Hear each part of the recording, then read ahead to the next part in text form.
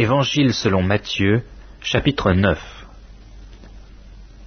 Jésus étant monté dans une barque, traversa la mer et alla dans sa ville. Et voici, on lui amena un paralytique couché sur un lit.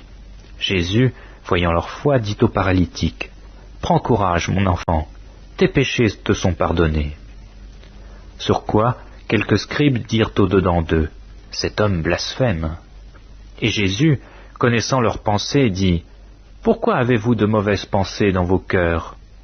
Car lequel est le plus aisé de dire, « Tes péchés te sont pardonnés » ou de dire, « Lève-toi et marche » ?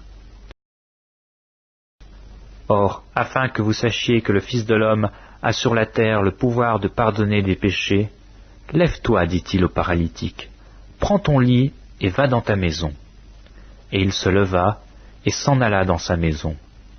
Quand la foule vit cela, elle fut saisie de crainte, et elle glorifia Dieu qui a donné aux hommes un tel pouvoir. De là, étant allé plus loin, Jésus vit un homme assis au lieu des péages, et qui s'appelait Matthieu. Il lui dit, « Suis-moi. » Cet homme se leva et le suivit. Comme Jésus était à table dans la maison, voici beaucoup de publicains et de gens de mauvaise vie vinrent se mettre à table avec lui et avec ses disciples. Les pharisiens virent cela, et ils dirent à ses disciples, « Pourquoi votre maître mange-t-il avec les publicains et les gens de mauvaise vie ?»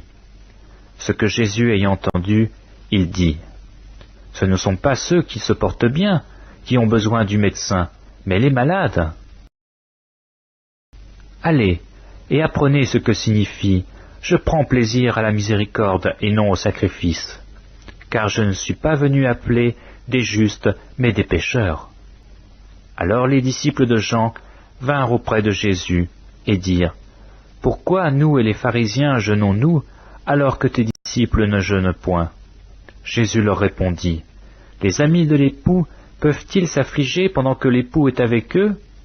Les jours viendront où l'époux leur sera enlevé, alors ils jeûneront. Personne ne met une pièce de drap neuf à un vieil habit, car elle emporterait une partie de l'habit, et la déchirure serait pire. On ne met pas non plus du vin nouveau dans de vieilles outres, autrement les outres se rompent, le vin se répand, et les outres sont perdues.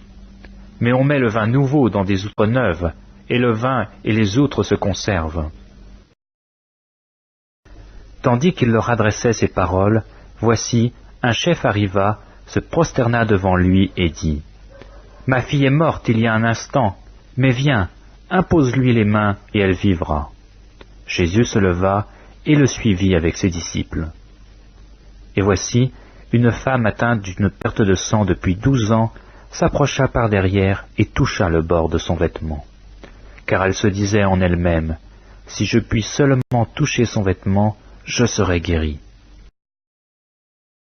Jésus se retourna et dit en la voyant, « Prends courage, ma fille, ta foi t'a guérie. » Et cette femme fut guérie à l'heure même.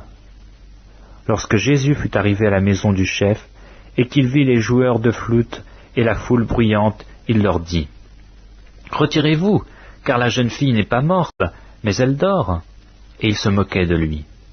Quand la foule eut été renvoyée, il entra, prit la main de la jeune fille, et la jeune fille se leva. Le bruit s'en répandit dans toute la contrée. Étant parti de là, Jésus fut suivi par 2 aveugles qui criaient, « Aie pitié de nous, fils de David !» Lorsqu'il fut arrivé à la maison, les aveugles s'approchèrent de lui, et Jésus leur dit, « Croyez-vous que je puisse faire cela ? » « Oui, Seigneur, lui répondirent-ils. » Alors il leur toucha les yeux en disant, « Qu'il vous soit fait selon votre foi. » Et leurs yeux s'ouvrirent. Jésus leur fit cette recommandation sévère, « Prenez garde que personne ne le sache. » Mais dès qu'il fut sorti, ils répandirent sa renommée dans tout le pays. Et comme il s'en allait, voici, on amena à Jésus un démoniaque muet. Le démon ayant été chassé, le muet parla, et la foule étonnée disait, « Jamais pareille chose ne s'est vue en Israël. » Mais les pharisiens dirent, « C'est par le prince des démons qu'il chasse les démons. »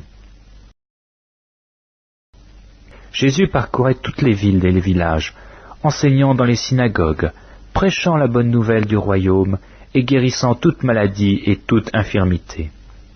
Voyant la foule, il fut ému de compassion pour elle, parce qu'elle était languissante et abattue, comme des brebis qui n'ont point de berger.